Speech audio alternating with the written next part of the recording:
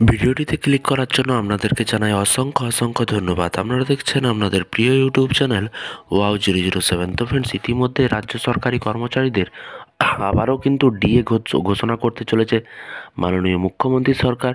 কি বলা হয়েছে পুরো ভিডিওটিও সম্পূর্ণ দেখলে বিষয়টি বুঝতে পারবেন। চ্যানেলে যারা এই ভিডিওটি প্রথম দেখছেন অবশ্যই চ্যানেলটিকে সাবস্ক্রাইব করে পাশে থাকা বেল আইকনটিতে প্রেস করে রাখবেন প্রতিদিন সরকারি কর্মচারীদের লেটেস্ট আপডেট পাওয়ার জন্য। এখানে বলা হয়েছে আরও বাড়ছে ডিএ, নতুন বছরে কতটা বেতন বাড়বে রাজ্য সরকারি কর্মচারীদের এক নজরে দেখে নিন।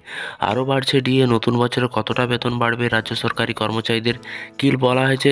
কেন্দ্রের সঙ্গে রাজ্যের সরকারি কর্মচারীদের মহার্ঘ ভাতা বিপুল ফারাক থাকলেও রাজ্য সরকারের তরফে আরও বাড়ানো হচ্ছে কর্মচারীদের ডিএ। ষষ্ঠ বেতন কমিশনের আওতায় কিন্তু বর্তমানে 10% হারে ডিএ পাচ্ছে পশ্চিমবঙ্গের রাজ্য সরকারি কর্মচারীরা। তবে কি আরও ডিএ ঘোষণা করতে চলেছে 10%, তারপরে 4%, তারপরেও কি আবার ঘোষণা করতে চলেছেন? পুরো ভিডিওটি দেখুন। তবে সাম্প্রতিক রাজ্য বাজেটে অর্থমন্ত্রী চন্দ্রিমা ভট্টাচার্য ঘোষণা করেছেন আরও 4% ডিএ বাড়াতে চলেছে রাজ্য সরকারি কর্মচারীদের। আগামী মে মাস থেকে কিন্তু কার্যকর হতে চলেছে এই বর্ধিত ডিএ। এর ফলে রাজ্য সরকারি কর্মচারীদের বেতন কতটা বাড়বে সমস্ত তথ্য রইল এই ভিডিওতে। তো এখানে বলা আছে 2023 এবং 24 অর্থবর্ষে অর্থাৎ গতবারের বাজেটে কিন্তু রাজ্য সরকারি কর্মচারীদের ডিএ বাড়ানো হয়েছিল 3%।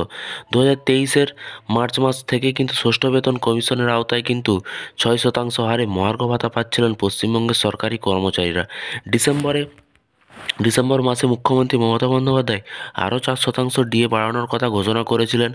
জানুয়ারি থেকে কিন্তু তা কার্যকর হওয়ার পর বর্তমানে 10% হারে ডিএ পাচ্ছেন রাজ্যের সরকারি কর্মচারীরা এবং রাজ্য বাজেটে আরও 4% হারে কিন্তু ডিএ বাড়ায় মোট কিন্তু 14% হারে এবার থেকে মহার্ঘ ভাতা পাবেন পশ্চিমবঙ্গ সরকারি কর্মচারীরা। এই বর্ধিত ডিএ কার্যকর হলে আগামী 1 মে থেকেই কিন্তু উল্লেখ্য সরকারি কর্মচারীদের বেসিক পের উপর কিন্তু নির্ভর করে ডিএ বাবদ কত টাকা পাওয়া যায়। বর্তমানে রাজ্য সরকারের একজন গ্রুপ ডি কর্মচারীদের ন্যূনতম মাসিক বেতন আনুমানিক 17,000 টাকা। সেই বেসিক পের উপরেই কিন্তু ধার্য করা হবে 10% ডিএ। তবে কর্মজীবনে বয়সের হিসেবে কোনো গ্রুপ ডি কর্মী বেতন 30,000 টাকা কাছাকাছি হতে পারে। এই আবহে ডিএ বাড়ালে রাজ্য সরকারের গ্রুপ ডি কর্মীদের মোট বেতন বাড়াতে পারে 700 থেকে 1500 টাকা। তো ফ্রেন্ডস, বিষয়টি বুঝতে পারলেন, 700 থেকে 1500 টাকা কিন্তু বাড়তে পারে এই 4% ডিএ বৃদ্ধি হলে। লোয়ার ডিভিশন ক্লার্কদের বেসিক পে অনুযায়ী কিন্তু 23,000 টাকা। সেক্ষেত্রে নতুন বছরে অতিরিক্ত 920 টাকা আসতে পারে এবং তাদের ব্যাংক অ্যাকাউন্টে ব্লকে থাকা এক্সটেনশন অফিসারদের বেসিক পে প্রায় 29,000 টাকা, তাদের কিন্তু 32,000 টাকা হতে পারে এবং ডিএ বৃদ্ধির ফলে বাড়তি কিন্তু 1280 টাকা পেতে পারেন তারা।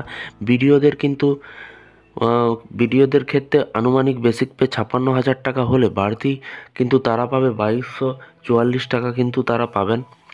বিসিএস ক্যাডারের কর্মীদের ক্ষেত্রে কিন্তু সিনিয়র স্পেশাল সেক্রেটারি পদাধিকারীদের বেসিক পে প্রায় 2 লক্ষ টাকা হলে বাড়তি 8,000 টাকার থেকেও বেশি পাবেন তারা। এরকমটাই কিন্তু বলা হয়েছে, দেখতে পাচ্ছেন, বাড়তি 8,000 টাকার থেকেও বেশি পাবেন তারা।